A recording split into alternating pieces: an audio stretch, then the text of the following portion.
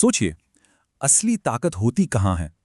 क्या वो किसी चमत्कार में है, किसी वरदान में, या फिर एक इंसान के अपने चरित्र में, उसकी अपनी निष्ठा में? आज हम एक ऐसी ही कहानी में गोता लगाने वाले हैं जो शायद इसी सवाल का जवाब देती है। ये कहानी है महर्षि अत्रि और माता अनुसुईया की, एक अद्भुत पावन कथा। कहानी की नायिका हैं अनुसुईया, और उनका नाम ही असल में उनकी पूरी कहानी बता देता है। अनुसुईया यानी जो ईर्ष्या और द्वेष से मुक्त हो। ये सिर्फ एक नाम नहीं है, समझिए, ये उनके पूरे चरित्र का निचोड़ है, और यही वो बुनियाद है जिस पर उनकी अविश्वसनीय शक्ति की पूरी इमारत खड़ी है। तो चलिए थोड़ा माहौल में चलते हैं। कल्पना कीजिए, चित्रकूट के घने, शांत और पवित्र जंगल। हवा में मंत्रों की गूंज है, पक्षियों का कलरव है, मतलब एकदम आध्यात्मिक माहौल। और इसी जगह पर दुनिया से दूर हमारी कहानी के दो मुख्य पात्र रहते हैं, महर्षि अत्रि और माता अनुसुईया। तपस्या और भक्ति से भरा हुआ एक सीधा साधा जीवन। अब ये दोनों कोई साधारण दंपति नहीं थे। महर्षि अत्रि, अरे वो तो सप्तऋषियों में से एक थे, खुद ब्रह्मा के मानस पुत्र, मतलब ज्ञान का भंडार। और दूसरी तरफ थी माता अनुसुईया, जिनकी पवित्रता, जिनका पतिव्रता धर्म इतना प्रसिद्ध था कि उसकी चर्चा तीनों लोकों में होती थी। उनका आश्रम, उनका जीवन सरलता और धर्म का एक जीता जागता उदाहरण था। लेकिन कहते हैं ना, जहां बहुत ज्यादा रोशनी होती है वहां परछाई भी गहरी होती है। इतना पुण्य, इतनी ख्याति, ये कभी कभी ईर्ष्या को भी जन्म दे देती है। और इस कहानी में तो ईर्ष्या आई भी एक ऐसी जगह से जहां से कोई सोच भी नहीं सकता, स्वर्ग से। हाँ, बिल्कुल सही सुना। देवलोक की देवियां सरस्वती, लक्ष्मी, पार्वती, जो अपनी शक्ति और सुंदरता के लिए जानी जाती हैं, उन्हें एक साधारण सी दिखने वाली मानव स्त्री के पुण्य से जलन होने लगी। और बस इसी एक छोटी सी ईर्ष्या ने एक ऐसी घटना को जन्म दे दिया जो इतिहास बदलने वाली थी। तो देवियों ने क्या किया? उन्होंने अपने अपने पतियों से जिद की। और पति कौन? कोई और नहीं बल्कि ब्रह्मा, विष्णु और शिव, यानी त्रिदेव, ब्रह्मांड की सबसे बड़ी शक्ति। उनसे कहा गया कि जाइए और अनुसुईया के पतिव्रता धर्म की परीक्षा लीजिए। मतलब ये सिर्फ एक टेस्ट नहीं था, ये तो एक चुनौती थी, एक कोशिश ये साबित करने की कि भाई कोई इंसान इतना भी पवित्र कैसे हो सकता है। अब वो तीनों देवता साधुओं का वेश धरकर आश्रम पहुंचे और भिक्षा मांगी, लेकिन एक शर्त रखती।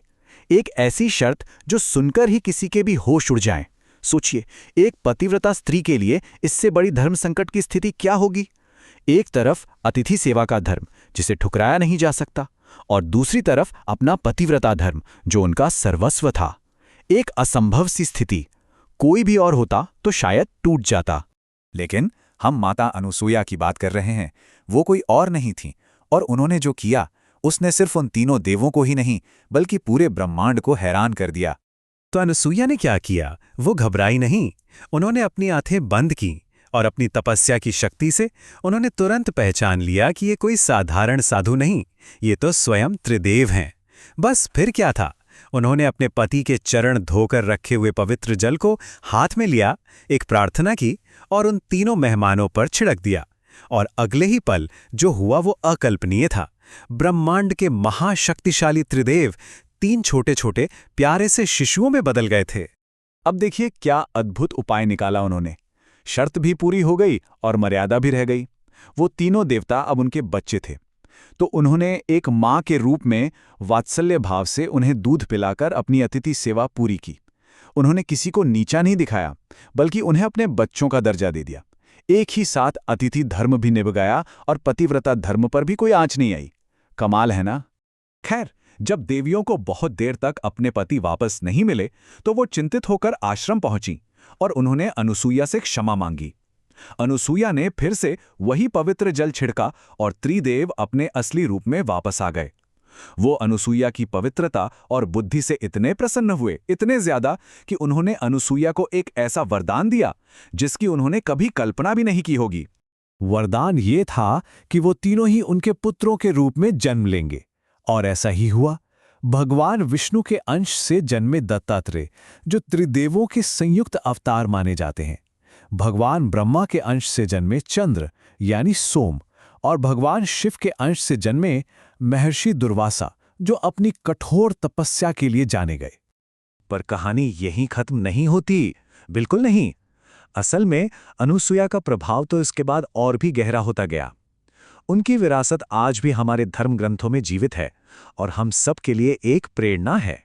सोचिए, उनकी ख्याति कितनी बड़ी थी कि जब भगवान राम अपने वनवास के दौरान सीता और लक्ष्मण के साथ चित्रकूट पहुंचे तो वो खास तौर पर अत्रि और अनुसुया के आश्रम गए और वहां माता अनुसुया ने स्वयं सीता जी को पतिव्रता धर्म और एक आदर्श स्त्री के कर्तव्यों के बारे में उपदेश दिया। ये ज्ञान का एक पीढ़ी से दूसरी पीढ़ी तक जाना था, एक महान सती से दूसरी तक। और जानते हैं, इसी महानता की वजह से माता अनुसुईया का नाम सप्त कन्याओं में लिया जाता है।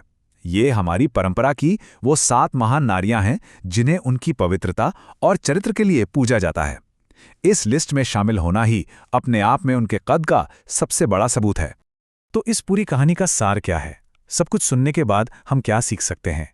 यही कि असली ताकत, असली शक्ति किसी पद में या धन में या फिर दिव्य शक्तियों में नहीं होती। असली शक्ति होती है हमारे अपने चरित्र में, हमारी शुद्धता में, हमारी निष्ठा में। एक ऐसी शक्ति जिसके आगे देवता भी झुक जाते हैं। तो अगली बार जब भी शक्ति या पावर की बात हो तो एक पल के लिए इस कहानी को जरूर याद कीजिएगा और फिर ये सवाल मन में लाना जरूरी है कि शक्ति का असली स्रोत आखिर है क्या? कोई बाहरी दिव्य ताकत या हमारे अंदर की मानवीय निष्ठा? इसका जवाब शायद हम सबको अपने अपने अंदर ही खोजना है।